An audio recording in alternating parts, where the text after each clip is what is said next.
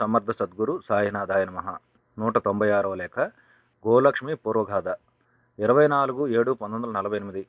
నిన్న మధ్యాహ్నం 4 ఒక తమిళ యువకుడు వచ్చాడు. ఇదిగో ఇతను లక్ష్మిని తెచ్చి ఇచ్చిన వారి మనవడట అన్నారు ఒక భక్తులు. అలాగా, లక్ష్మి పోయింది, తెలుసునో లేదో అన్నారు భగవాన్. ఇప్పుడే విన్నాను స్వామి. లక్ష్మిని చూద్దామని గోశాలకు వెళితే ఈ సంగతి చెప్పారు. సమాధి చూచి వచ్చాను అన్నాడు అతడు. మీ దేవురు అన్నారు ఒకరు.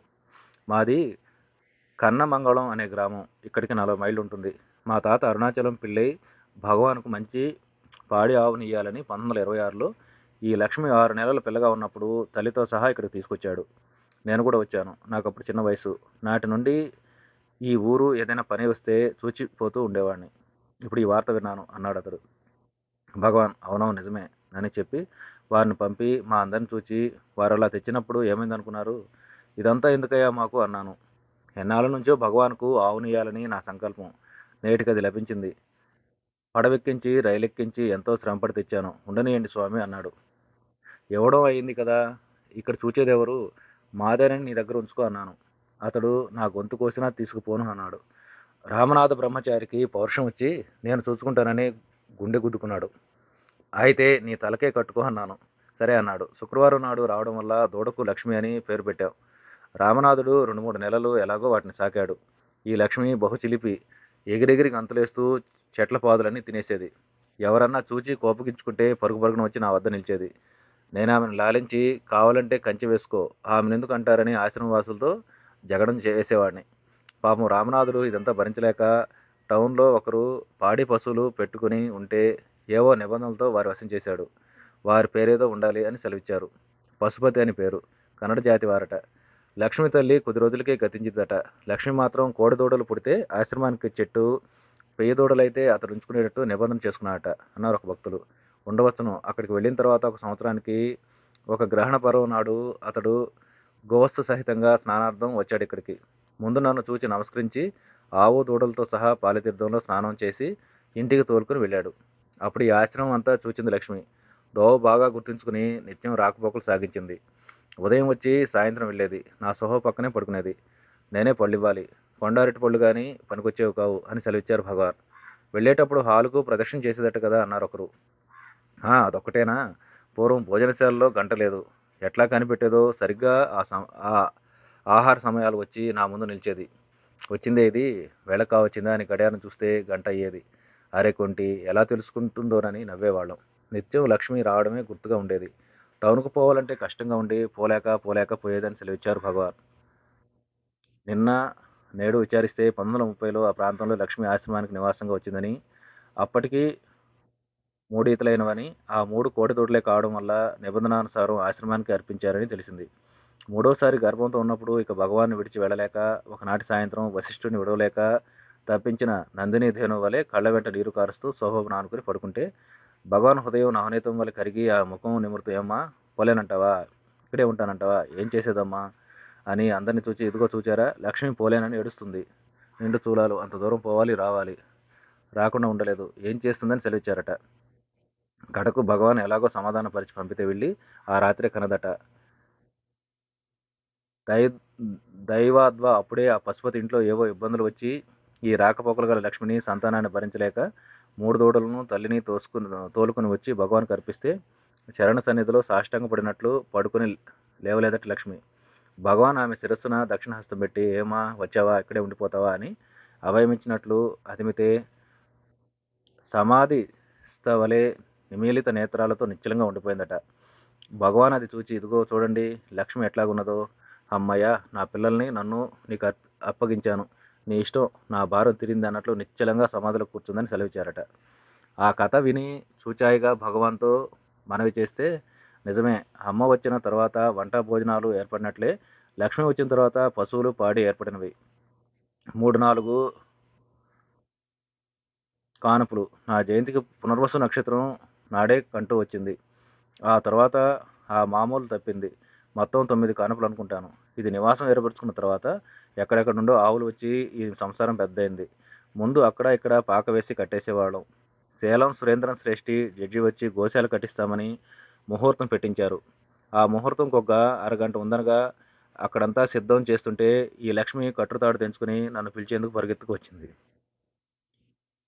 తనకు ఇల్లు కడుతున్నారట. నన్ను రమ్మంటోంది. పోదాం పద అనేసరికి తానే దారి తీసింది. ముందు అది వెనకాలే నేను వెళ్ళాం. గోశాల కట్టిన తర్వాత గృహప్రవేశం అప్పుడు అంతే చేసింది. అలాగే అన్నీ గ్రహించేది. బహుసూక్ష్మ బుద్ధి అని సెలవిచ్చారు భగవాన్. 197 కీరపాటి 25/7/1948. ఈ మధ్యాహ్నం 3ంటికి భగవాన్ సన్నిధిలో లక్ష్మిని గురించిన ప్రసంగమే వచ్చింది. అరుణాచలం పిళ్ళై లక్ష్మిని కన్నమంగళంలో కొనలేదట, కుడియాత్తో అనే గ్రామంలో కొన్నాడట అన్నారు ఒక భక్తులు. భగవాన్ ఇది విని కీరపాటి ఆకుకూరలవ్వ ఊరు కూడా అదే అన్నారు. కీరపాటి ఈ ఊరు ఎప్పుడు వచ్చిందో అన్నారు ఆ భక్తులు. భగవాన్ చిరునవ్వుతో ఏమో, నేను అరుణాచలేశ్వర ఆలయంలో ఉన్నప్పటికీ ఆమె కొండపై ఉంటూ అప్పుడప్పుడు నన్ను చూచిపోయేది. నేను విరూపాక్ష గుహకు వచ్చిన తర్వాతనే బాగా స్వతంత్రం ఏర్పడ్డది. అప్పుడు ఆమె గుహనేమ శివాయ మండపంలో ఉండేది. అప్పుడు ఆ మండపం ఇంత బందోబస్తు లేదు. కర్ర తలుపులు కర్ర గడియ ఉండేవి. ఆమెకేమీ సామాను ఉండేది కాదు. ఒకే కుండ ఉండేది. దానితో స్నానానికి నీళ్లు కాచుకుని తర్వాత దాంతోనే కూర అన్నం అన్నీ వండేది. ఎన్ని చేసినా ఒక్క కుండే. ఉదయాత్పూర్వమే లేచి కొండంతా తిరిగి ఏవో ఆకుకూరలు ఏరి తెచ్చేది. మంచి రుచిగా వండి పట్టెడుగు పైగానే తెచ్చి ఈ కొంచెం తిను స్వామి అనేది. ఒకనాడైనా ఆగలేదు. నేను అప్పుడప్పుడు వెళ్ళి కూర తరిగి వంటకు సహాయం చేసేవాడిని. నా మీద మంచి నమ్మకం అని సెలవిస్తూ భగవాన్ ఉత్సాహంతో ఆమె రోజు టౌన్కు పోయి ఇంటింటా బిచ్చమడికి నూకలు బియ్యము పప్పు మొదలైనవి తెచ్చి ఒక బాణలో పెట్టి ఒక్కొక్క నాడు ఆ నూక పప్పు కలిపి ఈ నూక పప్పు కలిపి గంజి కాచి ఆకుకూరలతో తెచ్చేది. స్వామి స్వామి నిన్నొక పుణ్యవతి రవ్వంత నూక ఇచ్చింది. ఆ కాస్త గంజి కాచి తెచ్చాను స్వామి అనేది. నాకేం తెలియదని ఆ ఊహ. నేను ఆమె లేనప్పుడు ఆ మండపం తలుపులు తెరిచి బాణలో చూస్తే మూటలు మూటలుగా సరుకుండేది. అయితే నా మీద మహా నమ్మకం. ఆ మండపంలోనికి మరెవరిని రానిచ్చేది కాదు. నాకే ఆ స్వాతంత్రం. ఒక్కొక్క నాడు ఏ ఆకు దొరకకపోతే విచారంతో కూర్చుండేది. నేనప్పుడు అక్కడున్న చింత చెట్టెక్కి చిగురు కోసి ఇచ్చేవాడిని. ఎట్లాగైతేనేమి నాకు కూర పెట్టింది, తానేది తినేది కాదు. నాకు కూర పెట్టింది తానేది తినేది కాదు. స్వామికి ఆ కూర ప్రియం ఈ కూర ప్రియం అంటూ ఏవో కూరలు తెచ్చేది. మహాభక్తి, శ్రద్ధను. 8 ఏండ్ల వయసై కూడా కొండంతా తిరిగేది. నేను అక్కడికి పోక పూర్వం కూడా ఆమె ఒంటరిగా ఉండేదని సెలవిచ్చారు. ఆమెకేం భయం తోచేది కాదు కాబోలు అన్నాను. భయం ఎక్కడ? ఒకనాడు ఏమైందనుకున్నారు? నేనెందుకో సందాశ్రమం వెళ్ళి అక్కడే ఉండిపోయాను. పళనిస్వామి విరూపాక్ష గుహలో ఉన్నాడు. అర్ధరాత్రి ఆమె ఉన్న చోట దొంగ చొరబడి ఏవో సర్దుతుంటే ఆమె ఎవడు వాడు అనేసరికి గొంతు మీద చెయ్యి పెట్టాడట. ఆహా! అన్నామల దొంగ దొంగ అని పెద్ద కేక పెట్టింది. ఆ కేక కందాసంలో ఉన్న నా చెవిన పడి, ఓయ్ వస్తున్నాను ఎవడురా వాడు అంటూ ఒక్క ఉదుటున పరిగెత్తాను. విరూపాక్ష గుహ వద్దకు వచ్చిన పళనిస్వామిని పిలిచి ఏమది అంటే కీరపాటి గుహ దగ్గరుండి ఏదో కేక వినపడ్డది గాని స్మరణ చేసుకుంటుంది కాబోలనుకున్నాను అన్నాడు. సూత గుహలోను జటాస్వామి గుహలోను ఎవరెవరో ఉన్నారు గాని వారి చెవిని పడదో లేదో వారెవరూ రానేలేదు అని సెలవిచ్చారు భగవాన్. ఎవరి చెవిన పడాలో వారి చెవినే పడ్డది. అరుణాచలుడే పలికాడనమాట అన్నాను. భగవాన్ అన్నట్లు తలాడిస్తూ వస్తూ ఉన్నానని నా కెక్కు విని దొంగ పారిపోయాడు. మేమిద్దరం ఆ వద్దకు వెళ్ళి ఏడమ్మ దొంగ అంతా ఉత్తదేనని నవ్వాం. కాదు స్వామి, వాడు వచ్చి సర్దుతుంటే ఎవడ్రా అన్నాను. అరవకని గొంతు పట్టుకుంటే అలా కేక పెట్టాను. వస్తున్నానన్నది మీరే కాబోలను. వాడిది విని పారిపోయాడు స్వామి అన్నదామె. ఎక్కడ దీపమేది? ఒక కురివి ముట్టించి చుట్టుపక్కల చూస్తే బాణ అటు ఇటు చిమ్మిన చిన్న చిన్న మూటలు ఉన్నవి. అప్పుడు నిజమేనని అనుకున్నాం. సెలవిచ్చారు భగవాన్. ఆమె ఈశ్వరుని ఎంతగా గట్టిగా నమ్మిందో. అవి కారణ జన్మలు కానీ సాధారణ జన్మలా అన్నారు. భగవాన్ ఊ అంటూ మౌనం వహించారు.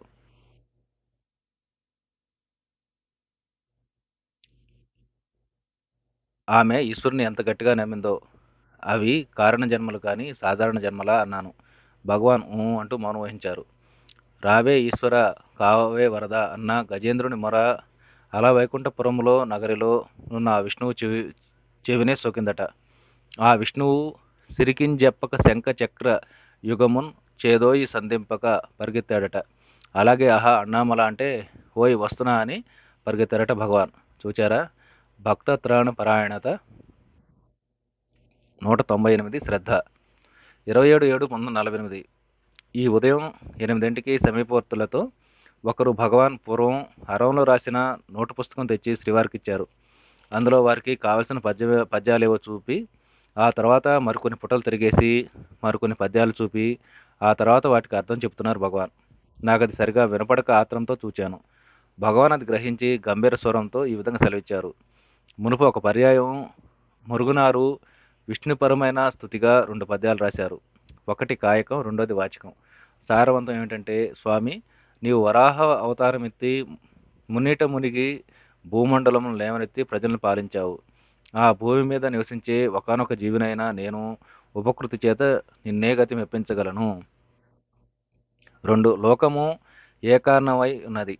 రక్షింపమని దేవతలు వేడుకున్నప్పుడు హంస రూపమై అవతరించి 2 రెక్కలతో ఒక్కసారి విసరగా జలములు ఎల్లదిక్కులకు తొలగి భూమి బయటపడ్డది. అటు నిన్ను ఏమని వినుతింపగలను అని తాత్పర్యం.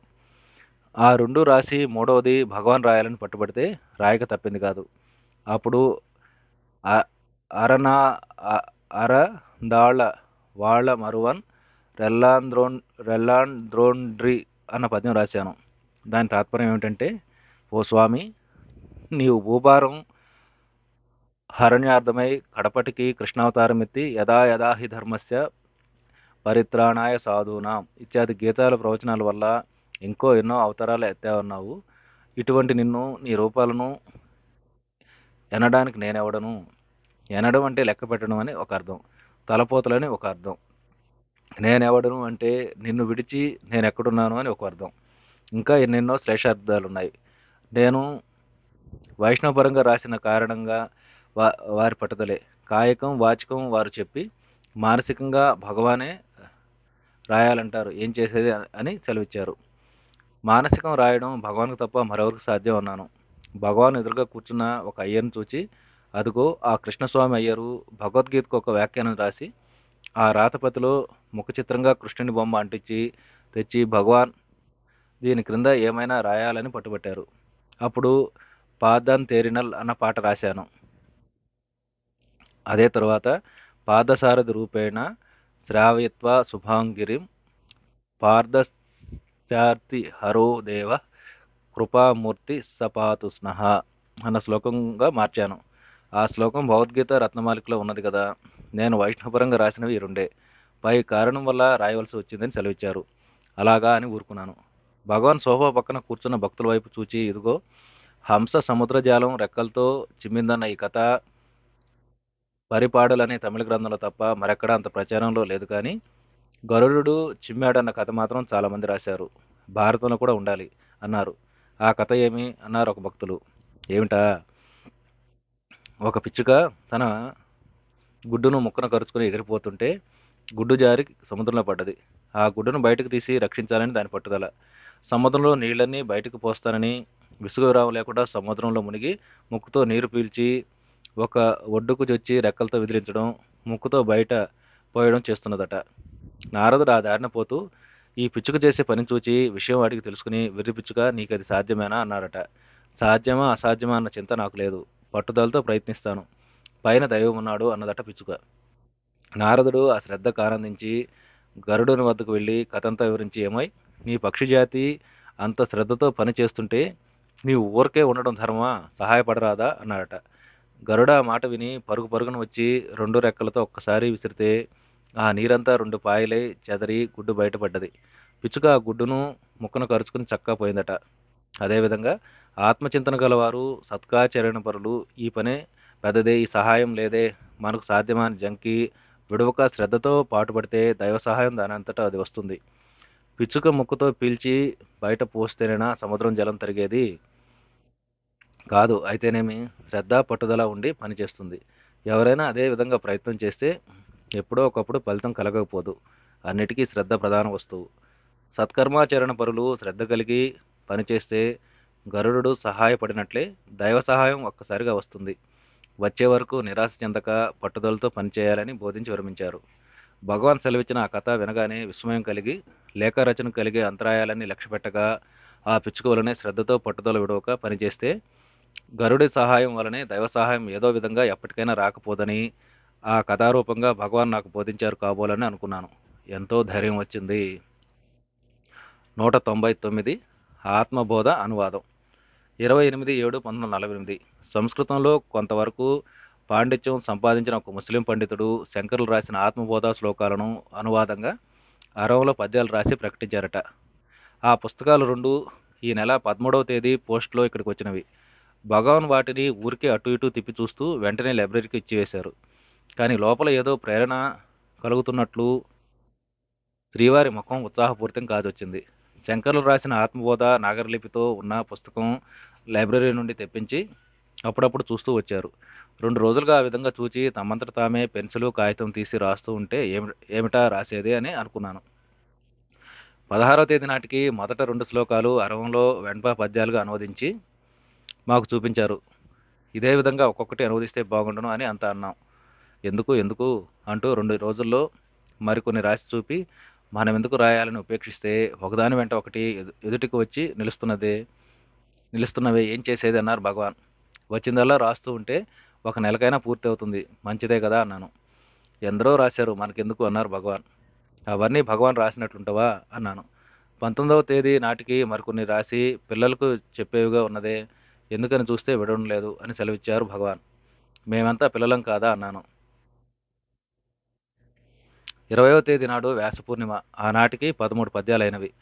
వెంకటరత్నాన్ని చూచి ఇది ఇక విడవదోయ్ పుస్తకం కుట్టు అంటూ మంగళ శ్లోకం ఆన్మావిన్ బోధ మరుళాచాన వాచ్యంకరణ అనే పద్యం రాశారు భగవాన్. తాత్పర్యం ఏమిటంటే ఆత్మబోధం రచించిన ఆచార్య శంకరులు ఆ ఆత్మ కన్నా అన్యుడునా, ఆ ఆత్మే నా హృదయం నుండి ఇప్పుడు ద్రవిడమును చెప్పినది వారుగాక వేరెవరు. 27వ తేదీ నాటికి 68 శ్లోకాలు వెంప పద్యాలుగా రాసి ముగించి 40 ఏళ్ల కిందట మొదటి సామానుగా ఏర్పడ్డదన్నానే ఆ చిన్న మలయాళపు నోటు బుక్లో ఉన్నది. అనువదించాలని అప్పుడు తోచలేదు అన్నాడు భగవాన్. దేనికైనా కాలం రావద్దా అన్నారు ఒక భక్తులు. అవునవును, ఇప్పుడు అది ఒకటి రాయగానే ఇంకొకటి తోస్తూ వచ్చింది. ముందెప్పుడో చదివినట్లు తోస్తున్నదే, ఇదేమి లోగడ ఎవరైనా రాసి ఉండలేదు కదా అని నవ్వుతూ అడిగారు భగవాన్. వెంపాగా ఎవరూ రాయలేదు. భగవానుకు ఒకటి వెంట ఒకటి తోచడంలో ఆశ్చర్యమేమి? ప్రతి కల్పంలోనూ వేదాలు బ్రహ్మకు ఎదుట నిలిచినట్లు తోస్తున్నవి కదా సిద్ధాంతం. ఇది అంతే అన్నారు మురుగునార్. ఆ వేదాలు అనాథులంటారు, నిజమే అని భగవాన్ సెలవిస్తే ఆత్మవిద్య మాత్రం అనాది కాదా ఏమి? భగవాన్ దృష్టికి అది తోపకమే అన్నారు మురుగునార్. భగవాన్ నవ్వుతూ, అది సరేనండి, దానికేమి, జయదేవుని కథలో వలె ఎవరైనా వచ్చి నేనే రాశానని జగడం పెడతారేమో అన్నారు. ఆ కథ భగవాన్ సెలవియాలని మరొకరు భక్తులు. భగవాన్ ఉత్సాహంతో ఈ విధంగా సెలవిచ్చారు. జయదేవుని ఆ కథ పాండురంగ భక్త విజయంలో ఉంది. వారు గీతా గోవిందం రాసిన తర్వాత భాగవతము దేవభాషలోనే రాశారట. భాగవతం రాశారని క్రౌంచరాజు అది చదివి వినిపించడని ప్రార్థిస్తే వారు ఆ రాజస్థానంలో చదవడం ప్రారంభించారు. వారి అద్భుత రచన ప్రవచనములు విన్న శ్రోతలు దశదిశలందు వారి కీర్తిని ప్రకటించడం వల్ల జనులు గుంపులుగా వచ్చి పులకాంకిత శిరులై వినసాగారు. వారందరికీ భక్తి పరవశతతో వినిపిస్తూ ఉన్న జయదేవుని ప్రవచనం వినాలని పూరి జగన్నాథ స్వామి కుతూహలం కలిగింది. బ్రాహ్మణ వేషంతో బయలుదేరారు.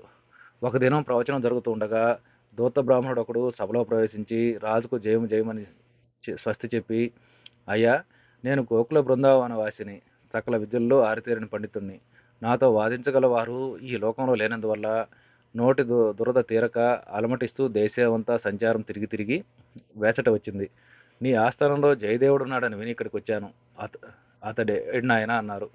సభ్యులు జయదేవుని చూచి ఎక్కసెక్కంగా, ఓహో, నువ్వేనా జయదేవుడు, సరిసరి, ఏది చూద్దాం, నీవు పరిశ్రమించిన శాస్త్రాల్లో ఏదైనా ఒక విషయం తెలుసుకుని వాదించు అని పరకాయించి చూచి ఆ చేతిలో ఉన్నదేమిటో అంటూ అమాంతం పుస్తకం లాక్కొని, ఓహో భాగవతమా, పౌరాణికుడు కాబోలు, ఇది ఎవరయ్యా రాసింది అన్నాడు దూకుడుగా. జయదేవులు భయభక్తులతో, అయ్యా, వాదించేందుకు నేను పండితుని కాదు, మీ బోటి పెద్దల చేత అనుగ్రహింపబడిన వాడిని. ఈ భాగవతం నేనే రాశానని చెప్పుకోవడానికి వాక్కు రాకున్నా సత్యం చెప్పుకుంటే దోషణవుతారని కర్తృత్వం నాదేనని ఒప్పుకుంటున్నాను అన్నాడు. ఆ దూత బ్రాహ్మణుడు అదిరిపడి, ఏమేమి ఈ శ్లోకాలు నీవు రాసినవైతే నేనెట్లా నేర్చుకున్నానో చెప్పు అంటూ ఆ పుస్తకం ఒప్పుకుండానే ఒక్కొక్క ఘట్టం గడగడ వల్లించాడు. రాజు సభ్యులందరూ స్తబ్బించిపోయారు. జయదేవులు ఆ జగన్నాథ స్వామియే ఈ రూపమును తను అనుగ్రహించడానికి వచ్చాడని గ్రహించి, స్వామి జగన్నాథ, నీ నిజ రూపం చూపమని శంఖచక్ర గదాది ఆయుధ సమేతమైన శ్రీ విష్ణు స్వరూపాన్ని వర్ణిస్తూ స్తోత్రం చేశాడు. జగన్నాథుడు ఆనందించి జయదేవునికి ఏ విధంగా వర్ణించాడో ఆయా విధంగా అవయవములను మారుస్తూ రాజుకు సభ్యులకు తన నిజరూపం చూపి జయదేవుని ఆశీర్వదించి అదృశ్యమైనడట. అదేవిధంగా ఎవరన్నా వచ్చి ఈ ఆత్మ బోధ వెంపాలు నేనే రాశానని జగడం పెడతారేమో. 200 లేక యుక్త బోధ 29/7/1948 ఈ ఉదయం 9:30కు భగవాన్ లేచి బయటకు వెళ్తుంటే మార్గంలో శ్రీవారి శరీరం కొంచెం తూలింది. భగవాన్ సమ్మతించరని సేవకులు పట్టుకునేందుకు దంకారు. చాలా కాలం నుంచి వస్తూ పోతూ ఉండే భక్తులొకరు పక్కనే నడుస్తూ భగవాన్ని పట్టుకోబోయారు. వద్దని వారిని వారించి, మీరంతా పట్టుకోవాలని వచ్చి పడదోస్తారు, చాలు మీ పట్టుకోవడాలు, మీరు పడకుండా చూసుకోండి అని చల్లగా అదిలించారు భగవాన్. ఈ మాటల్లో ఎంతో విశేషార్థం ఉన్నది. భగవాన్ సాధారణంగా మాట్లాడినట్లే ఉన్నా ఆ మాటల్లో యథార్థం స్ఫురిస్తూ ఉండడం వల్ల అప్పుడే నోటు చేసుకున్నాను. ఇంతలో బయటకు వెళ్ళి వచ్చి యథాస్థానంలో కూర్చున్నారు భగవాన్. ఇంతకు ముందు ఒక యువకుడు దడబిడలుగా వచ్చి కూర్చుని ప్రయత్నించి, స్వామి, నా మనసులో ఒక ప్రశ్న ఉన్నది. ఆ ప్రశ్న ఏమో మీరు చెప్పగలరా? నన్నే అడగమంటారా అన్నాడు. ఓహో, అదా సంగతి. అంత సామర్థ్యం నాకు లేదు బాబు. మీరు తెలిసిన వారు కనుక పరంగిత జ్ఞానం ఉన్నది. ఆ శక్తి నాకు ఎలా కలుగుతుందండి అన్నారు భగవాన్. ఆ యువకుడు అంత మాత్రం తెలియకుంటే తమ గొప్పేమి అని ధిక్కరించి మాట్లాడబోతూ ఉంటే పక్కనున్న వారు వారిస్తున్నారు. ఆ సందడి విని ముందుకు వచ్చి కూర్చున్నారు. భగవాన్ ఇటు చూచి, ఇదిగో వీరు నా మనసులో ఉన్న ప్రశ్న మీరు చెప్పగలరా? నన్నే అడగమంటారా అని అంటున్నారు. ఇంతవరకు ఇలా అడిగిన వారు ఎవరు లేరు. పాపం నన్ను పరీక్షిస్తున్నాడు అన్నమాట. మనుషుల సంగతి వస్తూనే తెలుస్తుంది. ఎందుకు వచ్చింది ఆ కూర్చునే వాళ్ళకమే చెప్తుంది. నన్ను పరీక్షించే బదులు ఈ అడిగేదెవరని తాము పరీక్షించుకుంటే ఎంతో మేలు కదా అన్న సెలవిచ్చారు. ఆ యువకుని పక్కన కూర్చున్న మరొక అందుకుని, స్వామి, తానెవరని విచారించి తెలుసుకోవడమే జీవిత పరమావధి అని కదా తాము సెలవిస్తారు. తాను తెలుసుకునేందుకు నామజపం మంచిదేనా? దానివల్ల ఆ పరమావధి చేరగలమా అన్నారు. ఆహా, మంచిదే. అదే క్రమంగా పరమావధిని చేరుస్తుంది. పైదంతా పోగొట్టేందుకు నామజపం. పైదంతా పోతే నామే ఉంటుంది. ఆ ఉండేదేదో అదే ఆత్మ, అదే దైవం, అదే పరమావధి. నామజపం అంటే ఆ దైవానికి ఒక పేరు పెట్టి పిలుస్తామన్నమాట. ఇష్టమైనది ఏదో ఒక పేరు అని సెలవిచ్చారు భగవాన్. ఆ విధంగా ఏదో ఒక పేరు పెట్టి పిలిస్తే ఈశ్వరుడు ఆ ఇష్టదేవత రూపం ధరించి వస్తాడా అన్నాడా భక్తుడు. ఓ, ఏ విధంగా తలిస్తే ఆ విధంగా వస్తాడు. రాగానే ఏవో కావాలని వీరు అడుగుతారు. అడిగినవి ఇచ్చి ఇక్కడే ఉండు నాయన అని వారు చక్కపోతారు. వీరి పని ఇంతే, ఇక్కడే ఉండిపోతారు అన్నారు భగవాన్. మేము భగవాన్ని ఐహికమైన ఫలములు ఏమైనా అడిగితే అంతే చేస్తారు కాబోలను అన్నాను. భగవాన్ అనేది విన్నట్లుండి మాట తప్పిస్తూ అందరికీ వారికి రావాలంటే భయం, అందుకే వారికి రావాలంటే భయం అంటే భగవంతుడు. వచ్చారా, నీవు రిటైర్ అయ్యి నీకున్న శక్తులని నాకు ఇచ్చేయమని అంటారు. పైగా ఉన్నదంతా తనకే తప్ప మరెవరికి ఇవ్వరాదని కూడా అంటారు. అదే వారికి భయం, అందుకే రావడం ఆలస్యం చేస్తారన్నారు అని సెలవిచ్చారు. కొంచెం చొరవగల భక్తులు మహాత్ముల విషయం కూడా అంతేనా అన్నారు. సందేహమేమి, కొంచెం చొరవ ఇచ్చామా మనపై అధికారం చెలాయించడం ఆరంభిస్తారు. తాము చెప్పినట్లు వినాలంటారు. తాము తప్ప మరెవరకు దగ్గరకు రారాదని అంటారు. ఒకవేళ ఒకట అంటూ నవ్వారు భగవాన్. మహాత్ములు అందరినీ సమానంగా చూస్తారని అంటారు కదా. కొందరిని లాలించి పిలుస్తారు, కొందరిని అడిగితే బదులు చెప్తారు, కొందరిని గదవాయిస్తారు, కొందరిని ఉపేక్షిస్తారు. ఎందువల్ల అన్నారు ఆ భక్తులు. అవునండి, తండ్రికి బిడ్డలందరూ సమానమే, అంతా బాగుపడాలనే ఉంటుంది. అందువల్ల వారి వారి అర్హతను అనుసరించి నిగ్రహములు చూపి శిక్షణిస్తారు. సాధువులుగా ఉండే బిడ్డలు అడగడానికి జంకి భయభక్తులతో ఒదిగి దూరంగా ఉంటారు. వాళ్ళని లాలించి పిలిచి బెల్లం పెట్టాలి. గడుసువారు అడిగితే ఇస్తారు. దుడుకువారు పైకి ఎగబాకితే గదమాయించి త్వరగా ఇవ్వకుండా కూర్చోబెట్టవలసి వస్తుంది. మూడులకు రుచి తెలియదు కనుక వారిని ఉపేక్షించి విడవలసి వస్తుంది. అదేవిధంగా మహాత్ములు కూడా తమను ఆశ్రయించిన వారికి వారి అర్హతను బట్టి నిగ్రహములు చూపవలసి వస్తుంది అని సెలవిచ్చారు భగవాన్.